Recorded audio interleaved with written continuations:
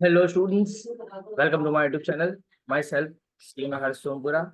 So today I come up with another video related to SIBCom semester 4, related to corporate account. Corporate account में हमने अब तक issue of bonus shares के sums कर लिए। वो छोटे सम्स ही पूछते हैं, इसी वजह से मैंने उसी टाइप के सम्स आपको प्रैक्टिस करवाए हैं। एंड जब रिवीजन टाइम होगा, जब एग्जाम रिलेटेड टाइम होगा, तो तब मैं एग्जाम के जो पूछे हुए सम्स है उसके भी वीडियोस अपलोड कर दूंगा, तो that would be helpful for you too. ठीक है, तो अब हम उसका थर्ड चैप्टर स्टार्ट करने वाले हैं, that is redemption of preference share. ठीक है, रिडेम्पशन ऑफ प्रेफरेंस शेयर्स ये आपका थर्ड चैप्टर है कॉर्पोरेट अकाउंट का। इसके बाद हम फाइनल अकाउंट्स करेंगे।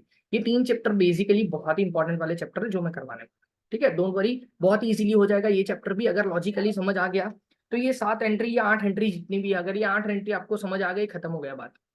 पूरा पूरा पूरा का पूरा सम खत्म हो गया। ठीक है, 8 एंट्री अगर आपको आ गई, पूरा सम खत्म हो जाएगा। लॉजिकली याद रखना है और कुछ नहीं करना है, वो पूरा लॉजिकली मैं याद भी रखवा दूंगा, डोंट वरी। अब पहले रिडेम्पशन ऑफ रेफरेंस शेयर्स होता क्या, पहले तो ये समझना जरूरी होता है। कोई भी चैप्टर को समझने से पहले मैं आपको ये थ्योरी समझाता हूँ कि पहले ये चैप्टर है क्या, ये चैप्टर में क्या समझना है आपको, ये सारी चीज आपको समझना जरूरी है। तो सबसे पहली चीज क्या है, रिडेम्पशन ऑफ प्रेफरेंस शेयर्स। क्या होता क्या है रिडेम्पशन, एंड क्या है रिडेम्पशन ऑफ प्रेफरेंस शेयर्स। पहले तो प्रेफरेंस शेयर्स तो पता ही होगा, जस्ट लाइक इक्विटी एक प्रेफरेंस शेयर्स होता है, जो इतना ज्यादा इक्विटी जितना ओनरशिप नहीं देता, बट एक फिक्स परसेंटेज ऑफ डिविडेंड देता है आपको। ठीक है, अब रिडेम्पशन का मतलब क्या होता है वो मैं बताता हूँ। रिडेम्पशन मतलब क्या, सपोज ये ए है और ये बी है। ए एक इन्वेस्टर है, मतलब आप हो, ऐसा समझ लो, एक इन्वेस्टर है मतलब आप। बी लिमिटेड एक कंपनी है। ठीक है, आपने बी लिमिटेड के प्रेफरेंस शेयर्स परचेज किए। आपने बी लिमिटेड के 50,000 प्रेफरेंस शेयर्स परचेज किए, ऐसा मान लेते हैं। आपने बी लिमिटेड के क्या किए, 50,000 प्रेफरेंस शेयर्स परचेज किए। मतलब आपने पैसे दिए, मनी प्रोवाइड किया उनको। सही है। अब आफ्टर सर्टेन टाइम ये बी लिमिटेड ने सोचा कि हर साल डिविडेंड दे रहे हैं हम लोग, उससे अच्छा हमारे पास एक्स्ट्रा पैसे पड़े हुए हैं, तो हम क्या करते हैं, ये जो प्रेफरेंस शेयर होल्डर्स जो है उनको क्या करते हैं, पैसे वापस दे देते, ताकि हमें डिविडेंड का खर्चा ना लगे हर साल। एक ऑप्शन बनता है ना। तो जो प्रेफरेंस शेयर्स के लिए आपने जो पैसे यहाँ पे मनी दिया था कंपनी को, वो कंपनी क्या कर रही है, वापस कर रही है आपको। तो कंपनी जो प्रेफरेंस शेयर्स के पैसे वापस इन्वेस्टर्स को देती है उसको बोलते हैं रिडेम्पशन। रिडेम्पशन, अब किस चीज का रिडेम्पशन है, रिडेम्पशन किया, redemption of preference shares, that's it. किस चीज का रिडेम्पशन किया सर, प्रेफरेंस शेयर्स का रिडेम्पशन किया, तो रिडेम्पशन ऑफ प्रेफरेंस शेयर्स बोल देंगे, इट इज दैट सिंपल। तो कंपनी जब आपके प्रेफरेंस शेयर्स के आपने जो इन्वेस्ट किए हुए पैसे वापस देती है, उसको बोलते हैं रिडेम्पशन ऑफ प्रेफरेंस शेयर्स। अब इसकी प्रोसीजर क्या है, वो सारी चीज मैं आपको इस इंट्रोडक्टरी लेक्चर में समझाऊंगा। इंट्रोडक्टरी जो एंट्रीज है वो पहले समझना जरूरी है, इसी हिसाब से आपको करना है सम, आपको आराम से आ जाएगा पूरा सम। ठीक है, चलो एंट्री मैं समझाता हूँ, यही एंट्रीज आपको इंपॉर्टेंट समझनी है। देखो, प्रेफरेंस शेयर्स को रिडीम करने के लिए सबसे पहले आपको ये डिसाइड करना होता है कि या क्या ये preference shares fully paid up है या पार्टली पेड अप है। कई बार होता है कि प्रेफरेंस शेयर 10 रुपए का एक होता है या 100 रुपए का एक होता है, उसमें से 80 रुपए पेमेंट हो चुके हैं, अभी भी 20 रुपीज कॉल अप करने बाकी है, तो फुल्ली पेड नहीं है। हमेशा प्रेफरेंस शेयर्स को रिडीम करने के लिए fully paid up preference shares होना बहुत ही जरूरी है। ये सबसे पहली बेसिक कंडीशन है एज पर कंपनीज एक्ट। ये सारी चीज आपको कुछ काम की नहीं है। अगर पार्टली पेड अप है तो फुल्ली पेड अप में कन्वर्ट करना है, पार्टली पेड अप को फुल्ली पेड अप में कन्वर्ट करना है। तो यहाँ पे मैं लिख देता हूँ partly paid up to fully paid up, partly paid up to fully paid up करना है आपको, it is that simple. Okay, तो पार्टली पेड अप से आपको फुल्ली पेड अप में कन्वर्ट करना है। अब पार्टली पेड अप को फुल्ली पेड अप में कन्वर्ट करने के क्या करेंगे, फाइनल कॉल करेंगे। फाइनल कॉल की एंट्री आपने जो 11th-12th स्टैंडर्ड में जो आपने इक्विटी शेयर में सीखी है वही है फाइनल कॉल की entry. Preference share final call account debit to preference share capital, अगर प्रीमियम हुआ तो to preference share premium account आ जाएगा, सिक्योरिटी प्रीमियम अकाउंट अगर होगा तो। ठीक है, वरना पहली एंट्री क्या होती है, पहले ड्यू करने की एंट्री होती है, फाइनल कॉल को ड्यू करो और उसको रिसीव करो। सिंपल सिंपल सी एंट्री है और कुछ नहीं है। पहली 2 एंट्री तो खत्म हो गई, पहली 2 एंट्री खत्म हो गई। पहली एंट्री क्या, पार्टली पेड अप अगर शेयर है, preference shares partly paid up है तो उसको फुल्ली पेड अप करो। फुल्ली पेड अप कैसे करेंगे, फाइनल कॉल करेंगे, ड्यू करेंगे और उसको रिसीव करेंगे। अब ड्यू करेंगे तो क्या होगा, preference share final call account debit to preference share capital account, it is that simple. Preference share final call to preference share capital, preference share final call to preference share capital, and पैसे मिलेंगे उसके, तो पैसे मिलेंगे मतलब क्या, bank account debit to preference share final call account हो जाएगा। पैसे मिलेंगे तो bank account debit to preference share final call account भी हो जाएगा, पैसे मिलेंगे, ठीक है। तो अब क्या हो गया, ये हमारा partly paid up preference shares होता, फुल्ली पेड अप हो गया। अब कई बार होता है कि हम पार्टली रिडेम्पशन करते करते टाइम के ऊपर कोई एसेट सेल करते हैं, तो एसेट सेल करते हैं तो प्रॉफिट हुआ या सेल, कोई भी एसेट आप सेल करोगे तो उसकी एंट्री करनी पड़ेगी, या तो एसेट सेल करोगे तो प्रॉफिट होगा या तो लॉस होगा। प्रॉफिट होगा तो इस टाइप की एंट्री करो, bank account debit to asset account to PNL account. अगर लॉस हुआ तो इस टाइप की एंट्री करो, अगर लॉस हुआ तो bank account debit, PNL account debit to assets account. यही प्रोसीजर में आपको जाना है, पहले पार्टली पेड अप शेयर को फुल्ली पेड अप में कन्वर्ट करो अगर है तो। अगर फुल्ली पेड अप है तो पहली वाली दो एंट्री करने की कोई जरूरत नहीं है, no need, no need, no need. अगर फुल्ली पेड अप ही है तो पहली दो एंट्री कैंसिल कर दो, पहली दो एंट्री नहीं आएगी। फिर देखो क्या एसेट सेल किया है या प्रॉफिट या लॉस हुआ है, एसेट सेल करते टाइम पे प्रॉफिट या लॉस हुआ है तो उसकी एंट्री कर दो। प्रॉफिट हुआ है तो ये वाली एंट्री, लॉस हुआ है तो ये वाली एंट्री कर दो, काम खत्म हो गया, सिंपल है। अब फोर्थ एंट्री करनी है, अब आपको क्या एंट्री करनी है, अब एक्चुअली रिडेम्पशन के लिए एंट्री करना स्टार्ट करो। जैसे बोनस शेयर हमने किया था ना, वैसे ही इसका भी है। क्या है देखो, redeemable preference shares account debit, redeemable preference shares, redeem करने वाले जितने भी प्रेफरेंस शेयर है।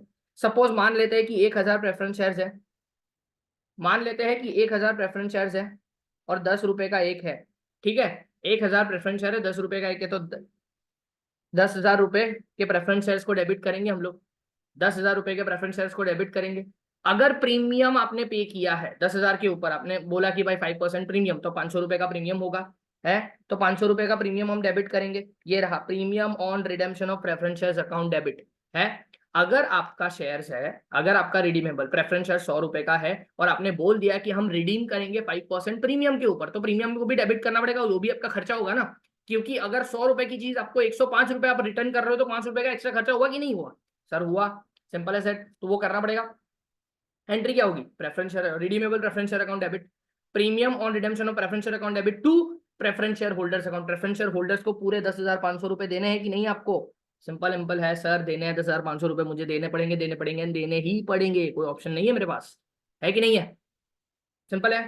तो ये चीज एंट्री करनी पड़ेगी। सबसे पहले क्या करो, preference share account debit to premium on redemption of preference share account to preference share holders account, ये आपकी रिडीमेबल प्रेफरेंस शेयर्स की एंट्री होगी जब आप रिडीम करोगे। अगर आपने प्रीमियम नहीं है तो प्रीमियम मत लिखो, सिंपल एज दैट, सीधा preference share holder, redeemable preference share to preference share holders account, simple as that. फिर अब जो इंपॉर्टेंट पॉइंट है, provision of the amount. Provision की मतलब क्या, अब आपको क्या करना है, सिंपल सिंपल, कई बार होता है दो ऑप्शन होता है, दो ऑप्शन होते हैं प्रेफरेंस शेयर को रिडीम करना है आपको। मैं आपको एग्जांपल देता हूं, रिडेम्पशन मुझे करना है, रिडेम्पशन करते टाइम के ऊपर मेरे पास दो ऑप्शन होते हैं सर, रिडेम्पशन करते टाइम के ऊपर मेरे पास दो ऑप्शन होते हैं। एक होता है कि मैं क्या करूं, रिडेम्पशन कर दूं, इक्विटी शेयर इश्यू करूं और उससे पैसे मंगवाऊं और वो पैसों का यूज करके आपको रिडेम्पशन कर दूं, है कि नहीं है इक्विटी इश्यू करूं,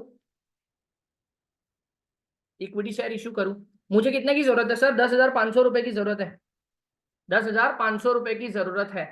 तो 10,500 रुपए की जरूरत है तो मैं क्या कर सकता हूँ, इक्विटी इश्यू करूंगा, इक्विटी शेयर इश्यू करके पैसे मंगवाऊंगा और वो पैसों का यूज करके प्रेफरेंस शेयर होल्डर्स को पैसे दे दूंगा, ये भी एक ऑप्शन है। और दूसरा ऑप्शन ये है कि मेरे पास जो फ्री रिजर्व्स पड़े हैं, मेरे पास क्या पड़े हैं, फ्री रिजर्व्स, जैसे मैं फ्री रिजर्व्स का यूज करके बोनस देता हूं वैसे ही फ्री रिजर्व का यूज करके मैं क्या कर सकता हूं, सिंपल सिंपल सा प्रेफरेंस शेयर होल्डर्स को भी तो पेमेंट कर सकता हूं ना, यही तो मैंने सिखाया था। तो हमारे पास दो ऑप्शन है, या ये करो इक्विटी का इश्यू करो या तो फ्री रिजर्व करो। अब वो जो एग्जामिनेशन में वो जो बोलेंगे वो करना है हमें, वो जो भी एग्जामिनेशन में बोलेंगे वो करना है, अपना दिमाग मत दौड़ाना। वो बोलेंगे कि इतना फ्री रिजर्व यूज करना है तो इतना फ्री रिजर्व, बाकी का इक्विटी शेयर इशू करना है तो बाकी का इक्विटी शेयर, वो जो सम के हिसाब से मैं करवा दूंगा आपको, डोंट वरी। पर यहाँ पे मैं समझा रहा हूँ कि दो ऑप्शन है आपके पास रिडेम्पशन करने के लिए, एक होता है इक्विटी इशू करना, एक होता है फ्री रिजर्व का यूज करना, ठीक है। यहाँ पे मैंने दोनों की एंट्री की है कि सपोज आपने, अगर आपने अगर आपने फ्री रिजर्व यूज किया है, अगर आपने फ्री रिजर्व यूज किया, देखो इसमें दो पार्ट है, 10,500 में, 10,500 रुपए में 10,000 का कैपिटल है और 500 रुपए का प्रीमियम है, that is again a big thing, okay.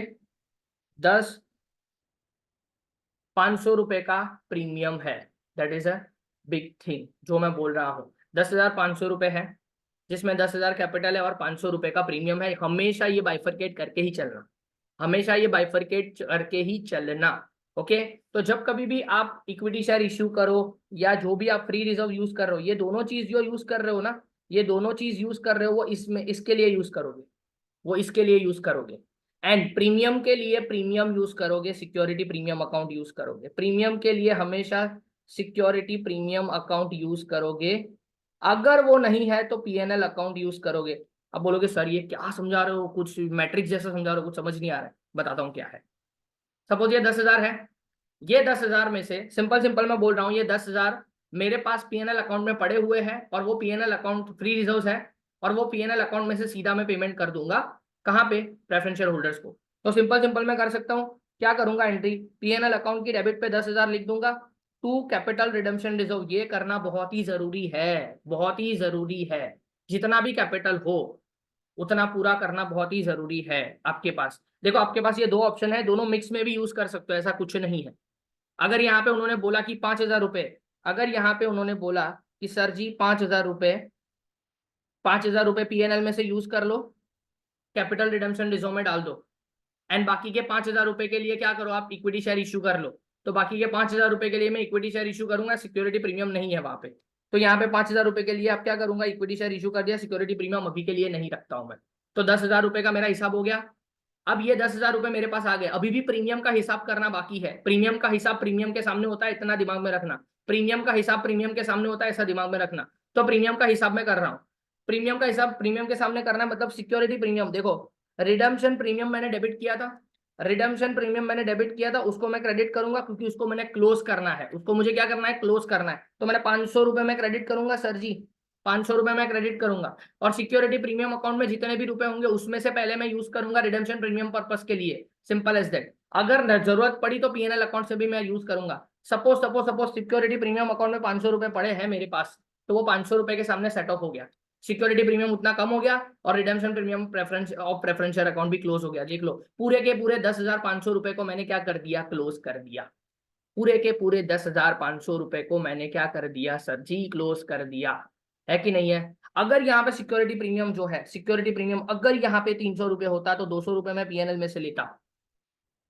कोई ऑप्शन नहीं है मेरे पास, लेना तो पड़ता। मुझे प्रीमियम को भी सेट करना है और कैपिटल को भी सेट करना है, दोनों अलग तरीके से सेट करना है। मैंने बोला ना, इसको सेट करना है, इसको सेट करने के लिए दो पर्पज है मेरे पास, दो चीज है मेरे पास। क्या कर सकता हूँ, इश्यू ऑफ इक्विटी शेयर कर सकता हूँ एंड फ्री रिजर्व में से यूज कर सकता हूँ, और वो अकाउंट कहाँ पे, कैपिटल रिडेम्पशन रिजर्व अकाउंट में ट्रांसफर करना है, simple as that. And premium के सामने प्रीमियम ही सेट ऑफ होगा, ये मैंने दो चीज अलग करके बता दी। ये दिमाग में रखना, ये अगर हो गया तो काम हो गया, आपका काम हो गया। पूरा का पूरा चैप्टर इसी पे ही है टिका हुआ। बहुत सारे बच्चों को यही समझ नहीं आता कि ये बाइफरकेट करने की चीज है। बाइफरकेट कर दिया मैंने, ठीक है, सारी चीज हो गई। सीधी लास्ट एंट्री कर दो, पेमेंट कर दो, प्रेफरेंशियल होल्डर टू बैंक। कितना पेमेंट करना था सर, 10,500 रुपए पे करना था, 10,500 रुपए पे कर दो, खत्म कर दो, बात कर दो। दैट्स इट, खत्म हो गई चीज, दैट्स इट। पूरा सम खत्म हो गया, इतनी ही चीजें है। पहले से बता देता हूँ, 8 ही एंट्री है, आपको याद रखनी है। सबसे पहले अगर पार्टली पेड अप प्रेफरेंशियल है तो फुल्ली पेड अप कन्वर्ट करो, पार्टली पेड अप को फुल्ली पेड अप में कन्वर्ट करो, पार्टली पेड अप को फुल्ली पेड अप में कन्वर्ट करो। उसको कन्वर्ट करने के लिए क्या होगा, preferential final call account debit to preferential capital account, ठीक है। अब उसका पैसे पैसे लो, bank account debit to preferential final call account, bank account debit to preferential final call account, ये आ जाएगा, ठीक है। फिर उसके बाद एसेट को सेल करो, एसेट को सेल करो। अगर कोई भी एसेट इन्वेस्टमेंट है, कोई भी एसेट आप सेल कर रहे हो, bank account debit to asset account debit to PNL account, bank PNL to assets, ये चीजें होगी होगी होगी और 100% होगी होगी, सिंपल है। ये चीज हो गई। अब ये तीन चीजों में से कोई भी चीज ना हो तो कुछ मत करो, तीन चीजों में से कोई भी चीज ना हो तो कुछ मत करो, कोई टेंशन नहीं। फिर क्या करो, प्रेफरेंशियल होल्डर्स को ड्यू करो, प्रेफरेंशियल होल्डर्स को पैसे देने हैं वो ड्यू करो। तो redeemable preferential account debit, premium on redeemable preferential account debit to preferential holders account, जितने भी है उसको ड्यू कर दो और पैसे दे दो, पैसे उसको ड्यू करो। फिर ड्यू करने के बाद दोनों चीज को बाइफरकेट करो, मैंने पहले ही बोला दोनों चीज को बाइफरकेट करो, एरो करके दोनों चीज को बाइफरकेट करो। प्रेफरेंस शेयर कैपिटल का जितना पैसा है वो, और यहाँ पे प्रीमियम का पैसा लिखो। प्रीमियम को पहले प्रीमियम के सामने सेट ऑफ करना है, वो आपको जिम्मेदारी है। तो प्रीमियम को पहले प्रीमियम के सामने सेट ऑफ करते हैं। Security premium account debit, PNL account debit if required to premium on redemption of preference shares account, simple as that. फिर उसके बाद आपके पास दो ऑप्शन है, वो जो भी बोलेंगे उसके हिसाब से हमें काम करना है, वो जो भी बोलेंगे उसके हिसाब से हमें काम करना है।